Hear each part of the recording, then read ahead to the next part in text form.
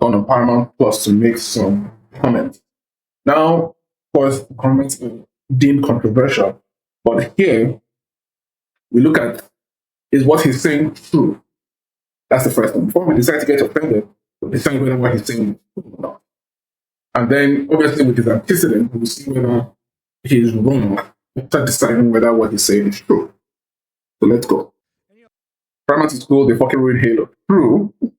Well, that's a funny way to start. Okay, so they ruined Halo, made it gay. That was the Halo TV series. Yes, I didn't hear good things, but the main actor was quite good. The guy who played Master Chief. He was the guy for this movie with Jared Butler. The main bad guy. 50%. You know the guy's name. He's not Den of Thieves. That's Den of Thieves. So, what's his name? Yeah. Yeah.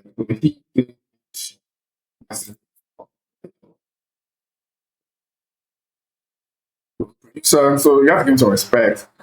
I guess it's not wrong. They made it allegedly. I'm not sure. Purportedly made it gay. Whatever. So we'll give him a 50% on that. So this is where I have to come in because I love Gina Carano, love MVP. So this is kind of where the problem comes in.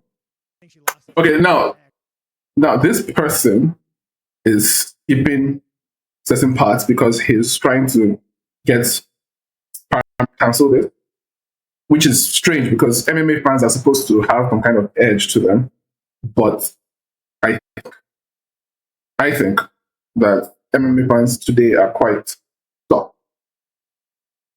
Oh, Sarah, wait a minute. Isn't this the guy from... This should be the guy from yeah, Final Destination. Yeah. Okay.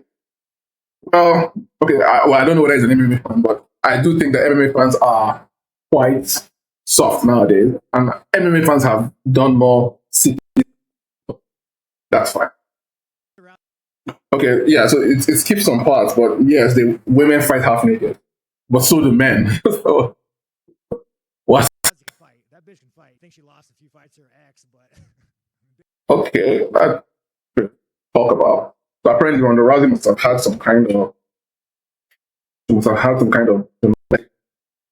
violence. But that's a funny way to put it.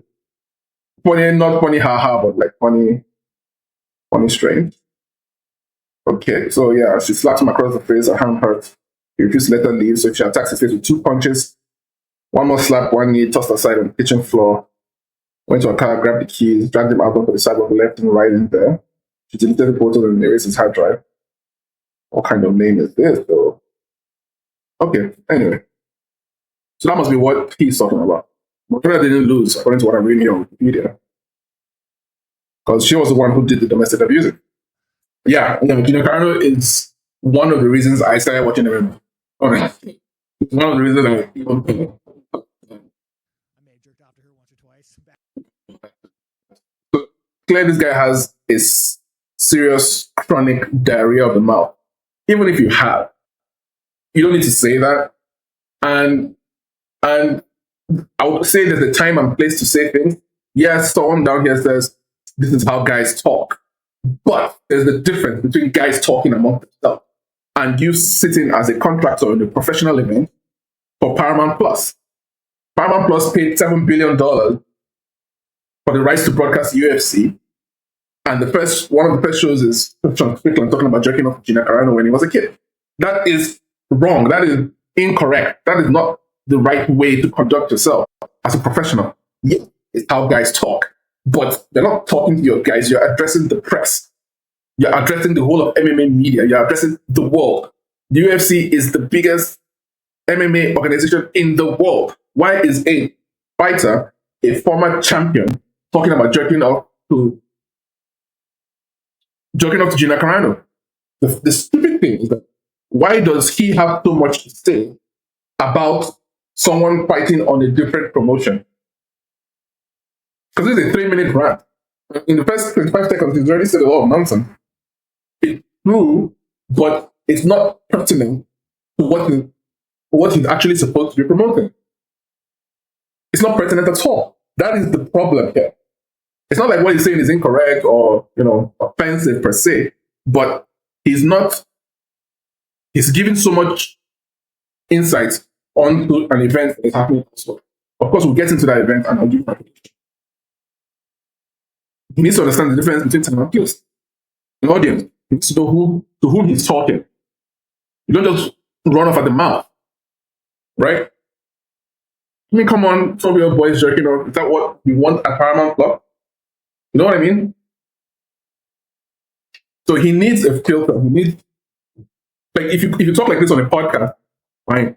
Talk like this on a live stream, that's okay. But standing there, press conference, the fight in 3 days' time, 4 days, and you're talking about jerking off with a 12-year-old. It's just not correct. It's just not professional. So now he's reducing women's MMA to oil, dollar bills, turning into something more of a strip club spectacle than a professional bout, which to me is disrespectful because, one, you're speaking on another organization's fight, okay? And two, to women, as I said, it's true. He's saying what we all think on some level. It's correct. It's be more interesting if there's oil and Gina is hot, clearly. I mean, Gina Carano, what? Is definitely very attractive. Ronda, not as much. But, I mean, look at that. She's been in movies, trying in Haywire. Yeah, it's fantastic. But does it need to do that? Does it really need to put down women's MMA and use it to oil and dollar bills? Obviously, he's not going to talk about the smaller MMA fight going on. He's talking about the biggest one of the year, which is Ronda Rousey coming back after 10 years, Carano coming back after maybe 15. I'm not sure. Okay, so women shouldn't be fighting because they're good at cooking and cleaning. And that's also true. I remember the first fight I saw Namajunas. Rose Namajunas, right? He beat a woman by rear naked choke. That was the first fight of hers that I saw. I'll find the fight. Where's her record for fuck's sake? Okay, so it wasn't a decision. Let's see, where was it? It wasn't a KO either. Yeah, this was it. This was the first fight of Namajunas that I saw. Very good show. Now, when she was beating Michelle was bleeding on her face, and she was being choked on the rain. And as she was being choked, her nose was just. But I realized she's choking this young woman, choking her, and she's bleeding. Her nose is like running with blood, and everyone's happy and enjoying it. I remember, like, I'm not a squeamish person, but it just felt wrong. It just felt wrong. It was, let me see if I can find it. It just felt wrong seeing it. Yeah, this one. We continue on with UFC Fight Night. He wanted to get the fight down to the mat, right? There's the hip toss. And executes it perfectly. Got it down to the mat early. Back and forth. You thought maybe I watched it live. Nunes would jump on her. Yeah, I watched it live. It was right there. Dave Nunes would jump on her. Wouldn't finish it, but right there. Yeah, so you don't have the correct angle that I wanted, but it was bleeding, and the blood was just pouring out because of pressure on the choke. And I was like, I can't watch this. This is just not a good thing for me to watch. I would never let my female daughter do this, never. But for a man, it's fine. It was nice seeing Conor get choked out. You know, it was nice. It's nice to see guys fight each other and get choked out. But for a woman, it's just a sign of a degrading society where women are doing this type of sport. To me, I think women fighting is wrong. Women they should be baking and cooking and doing all this kind of stuff in terms of violence. That's just me.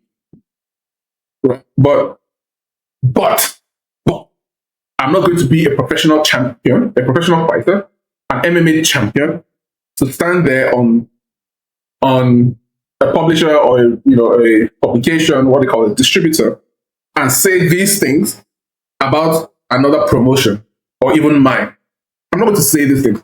Obviously, if somebody comes to me in a personal capacity or elsewhere and ask me this opinion, I will offer them. But there's a difference between average Joe Schmo on the street and a UFC champion. So you need to know the difference. You need to forget that you're not just a regular guy. You need to remember your position, the office you occupy. So it's a stupid thing for him to say, even though it's true. Now, what he's saying here, I don't know about background sexuality, but what he's saying here is correct. There is a meeting. It's not a conspiracy theory. Because how do you prove a conspiracy theory when you can literally see it happening in real time? The event proves the theory. And there is deliberate effort for people to ruin institutions, events, society, moral fabric. It's contained in the protocols of the elders of the. Yeah. And it's all contained. The plan has been there for over 100 years. It's real. It's real. The reason we know it's real is because we see it in real life. I'm not going to go into the details, but it's true. Like, let's not even joke about it. This was written almost 200 years ago.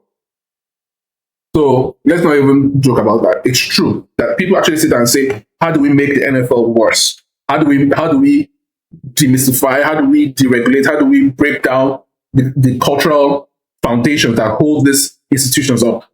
That is what is happening, and it is true.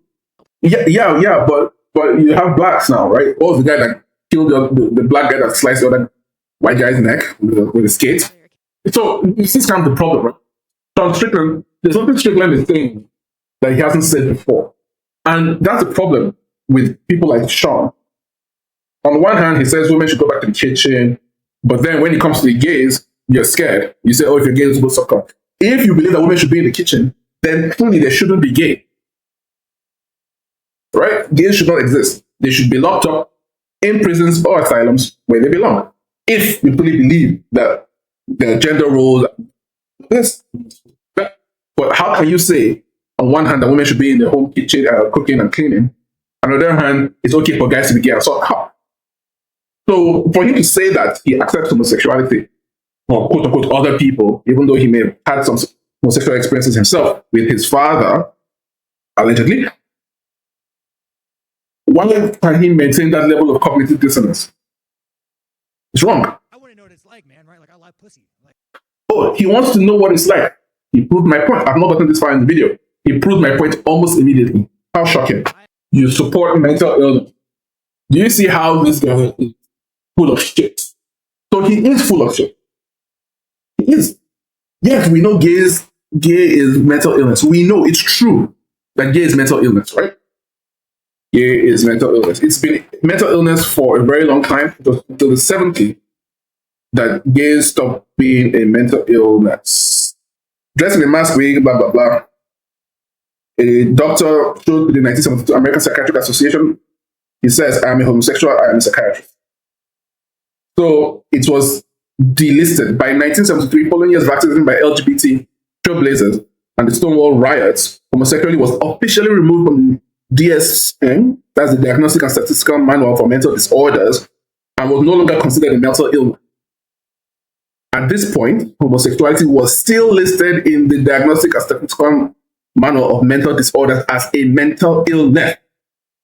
Somebody begged and they said, okay, after a riot, gays rioted, and then it's no longer a mental illness. So it is a mental illness. It's just that somebody decided to remove it from the mental illness. And of course, we've talked extensively about mental illness. Homosexuality clearly qualifies as mental illness because it's a pattern of behavior. That's why you need a statistical manual to diagnose it. Oh, trans is super, but gays are acceptable. So this guy is full of shit. It's either you're conservative or you're not. It's either gay is wrong or you're not. Or it's not. want to cut your dick off and fucking call yourself fucking Susie, and yeah, I don't fuck with that. This might be a really bad segue, but I saw some pictures of you training with a little boy. How'd that happen? What was that What like? the fuck? Relax, Epstein. Training. This ain't the White House card. Relax. I don't Okay, that was funny. know if this makes me racist, but every time a big black man shows up to the gym, especially on a boxing day, I just assume that you know how to box. Weird. Dude, that's funny. That's a much better thing to say. That's funny. Man, man. So when you're talking about Chimaev going to the White House, you know, he's best friends with like a fucking warlord dictator that murders people. So yeah, it wouldn't surprise me if this administration puts a fucking terrorist on the White House card. Fine ass ESPN reporter. I mean, you know, dude, the ones that's like, how did you get this job? I could probably Okay, that's funny. connect some dots. You want people to give a fuck, make it an attractive blonde girl, and like everybody gives a fuck. You get little LaQuisha down in Compton gets kidnapped, or fucking Detroit. No one gives a fuck. Okay, that's funny. That was Patrice O'Neal, but so that's fine. Patrice O'Neal made a joke like that. The beginning of legendary elephant in the room. And